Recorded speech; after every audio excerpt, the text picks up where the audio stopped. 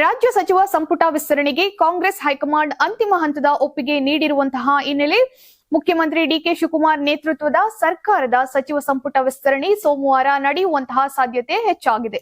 ನವದೆಹಲಿಯಲ್ಲಿ ಎಐಸಿಸಿ ಅಧ್ಯಕ್ಷ ಮಲ್ಲಿಕಾರ್ಜುನ್ ಖರ್ಗೆ ನಿವಾಸದಲ್ಲಿ ನಡೆದಂತಹ ಮಹತ್ವದ ಸಭೆಯಲ್ಲಿ ಮುಖ್ಯಮಂತ್ರಿ ಡಿಕೆ ಶಿವಕುಮಾರ್, ಲೋಕಸಭೆ ಪ್ರತಿಪಕ್ಷ ನಾಯಕ ರಾಹುಲ್ ಗಾಂಧಿ ಹಾಗೂ ಪಕ್ಷದ ಹಿರಿಯ ನಾಯಕರು ಸಚಿವ ಸಂಪುಟ ವಿಸ್ತರಣೆ ಕುರಿತು ಅಂತಿಮ ಹಂತದ ಚರ್ಚೆ ನಡೆಸಿದ್ದಾರೆ ಅಂತ ಮೂಲಗಳು ತಿಳಿಸಿದೆ.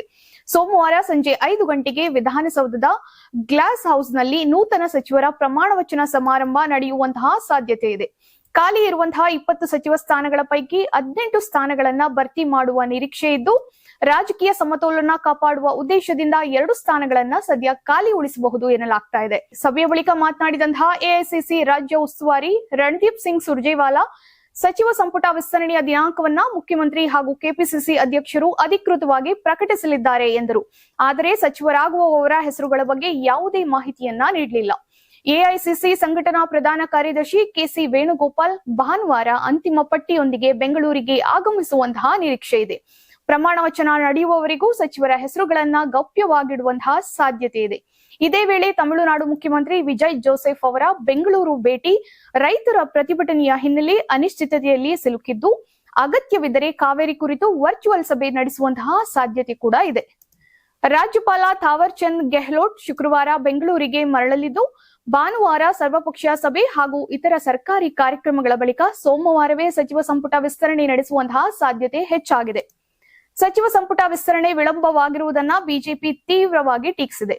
ಕಾವೇರಿ ವಿಷಾದದಂತಹ ಪ್ರಮುಖ ವಿಷಯಗಳನ್ನ ಕಡೆಗಣಿಸಿ ಸರ್ಕಾರದ ನಾಯಕತ್ವ ದೆಹಲಿಯಲ್ಲಿ ಕಾಲ ಕಳೆಯುತ್ತಿದೆ ಎಂದು ಆರೋಪಿಸಿದರು. ರಾಹುಲ್ ಗಾಂಧಿ ರಾಜ್ಯ ನಾಯಕರೊಂದಿಗೆ ಪ್ರತ್ಯೇಕವಾಗಿ ಚರ್ಚೆ ನಡೆಸಿ ಉಳಿದ 5 ಸಚಿವ ಸ್ಥಾನಗಳ ಕುರಿತು ಅಂತಿಮ ನಿರ್ಧಾರಗಳನ್ನ ಕೈಗೊಂಡಿದ್ದಾರೆ.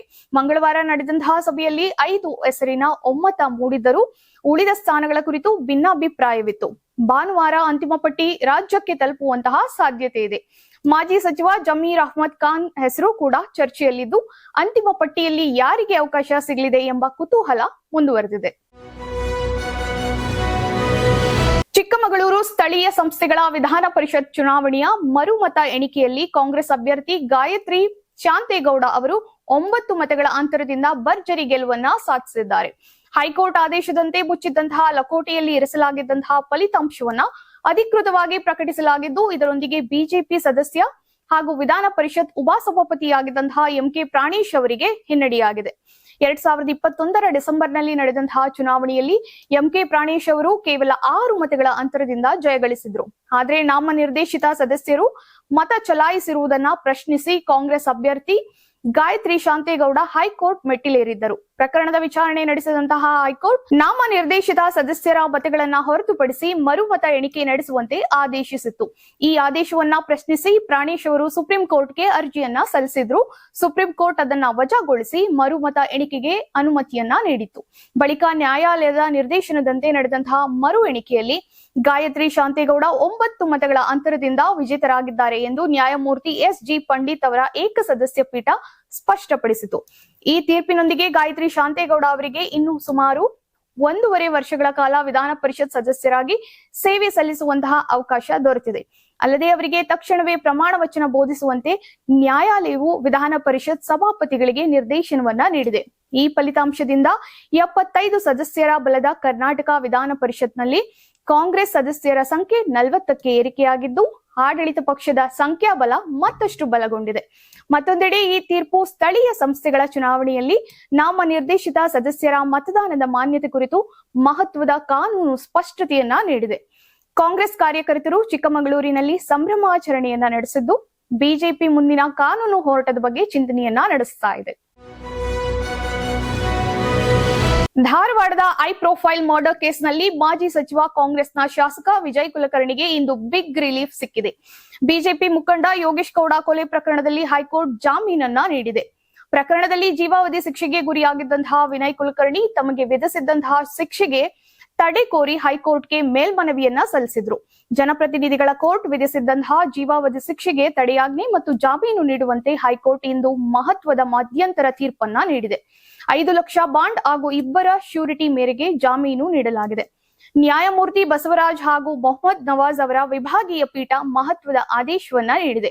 ಇದರಿಂದ ಅವರ ಶಾಸಕ ಸ್ಥಾನಕ್ಕೆ ಮತ್ತೆ ಜೀವ ಸಿಕ್ಕಿದೆ. 5 ಲಕ್ಷ ವೈಯಕ್ತಿಕ ಬಾಂಡ್ ಹಾಗೂ ಅಷ್ಟೇ ಮೊತ್ತದ 2 ಶ್ಯೂರಿಟಿಗಳನ್ನ ಸಲ್ಲಿಸಬೇಕು. ವಿಭಾಗೀಯ ಪೀಠವು ವಿಶೇಷ ನ್ಯಾಯಾಲಯ ವಿಧಿಸಿದ್ದಂತಹ ಜೀವಾವಧಿ ಶಿಕ್ಷೆ ಮತ್ತು ದೋಷಾರೋಪಣೆಯ ಆದೇಶದ ಜಾರಿಗೆ ತಾತ್ಕಾಲಿಕ ತಡೆಯನ್ನ ನೀಡಿದ್ದು, ವಿನಯ್ ಕುಲಕರ್ಣಿಗೆ ಧಾರವಾಡ ಜಿಲ್ಲೆ ಪ್ರವೇಶಿಸದಂತೆ ನಿರ್ಬಂಧವನ್ನ ವಿಧಿಸುವ ಮನವಿಯನ್ನ ಹೈಕೋರ್ಟ್ ತಿರಸ್ಕರಿಸಿದೆ. ಹೈಕೋರ್ಟ್ ಅನುಮತಿ ಇಲ್ಲದೆ ಭಾರತದಿಂದ ಹೊರಕ್ಕೆ ಪ್ರಯಾಣಕ್ಕೆ ಅವಕಾಶವಿಲ್ಲ. 2016ರ ಜೂನ್ನಲ್ಲಿ ಧಾರವಾಡದಲ್ಲಿ ಬಿಜೆಪಿ ಜಿಲ್ಲಾ ಪಂಚಾಯಿತಿ ಸದಸ್ಯ ಯೋಗೇಶ್ ಗೌಡ ಅವರ ಹತ್ಯೆಯಾಗಿತ್ತು. ಕಳೆದ ಏಪ್ರಿಲ್ನಲ್ಲಿ ಬೆಂಗಳೂರಿನ ವಿಶೇಷ ನ್ಯಾಯಾಲಯವು ವಿಜಯ್ ಕುಲಕರ್ಣಿ ಸೇರಿದಂತೆ 17 ಆರೋಪಿಗಳನ್ನ ದೋಷಿಗಳೆಂದು ತೀರ್ಪು ನೀಡಿ ಜೀವಾವಧಿ ಶಿಕ್ಷೆಯನ್ನ ವಿಧಿಸಿತ್ತು. ಇದರ ಪರಿಣಾಮವಾಗಿ ವಿಜಯ್ ಕುಲಕರ್ಣಿ ಶಾಸಕ ಸ್ಥಾನದಿಂದ ಅನರ್ಹರಾಗಿದ್ದರು. ಇದೀಗ ಹೈಕೋರ್ಟ್ ಶಿಕ್ಷೆ ಮತ್ತು ದೋಷಾರೋಪಣೆಯ ಆದೇಶಕ್ಕೆ ತಾತ್ಕಾಲಿಕ ತಡೆ ನೀಡಿ ಜಾಮೀನು ಮಂಜೂರು ಮಾಡಿರುವುದರಿಂದ ವಿನಯ್ ಕುಲಕರ್ಣಿಗೆ ಅವರ ಕ್ರಿಮಿನಲ್ ಮೇಲ್ಮನವಿ ವಿಚಾರಣೆ ಪೂರ್ಣಗೊಳ್ಳುವವರೆಗೆ ಮಧ್ಯಂತರ ಕಾನೂನು ಪರಿಹಾರ ದೊರೆತಿದೆ.